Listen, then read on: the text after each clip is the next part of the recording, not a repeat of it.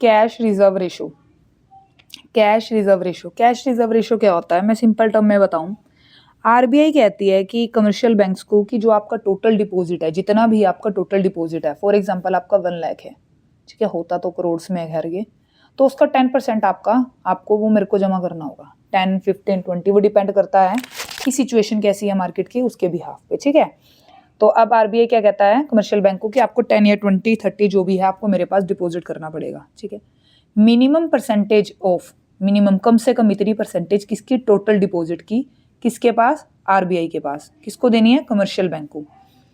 इससे क्या होगा, हाँ अब ये केस मैं आपको बताती हूँ। अगर बैंक ये बढ़ा देता है 50%, फॉर एग्जाम्पल राइस में ले रही हूँ 20, 30, 40, बैंक कब बढ़ाता है, अगर बैंक ने डिपॉजिट बढ़ा दिया कि आपको 1 लाख का 10% मेरे को देना पड़ेगा, कमर्शियल के पास 90 रह गए। अगर उसने कहा 30 देना पड़ेगा, 30,000 आरबीआई के पास रह गए, कमर्शियल के पास क्या हो गया, पैसा कम हो गया। जब पैसा कम हो गया तो सप्लाई मनी की कितनी हो जाएगी, कम हो जाएगी। बैंक पहले जहां बैंक 90,000 का लोन देता था, करोड़ में बात करें तो 90 करोड़ का लोन देता था, अब सिर्फ 70 करोड़ का देगा, ठीक है।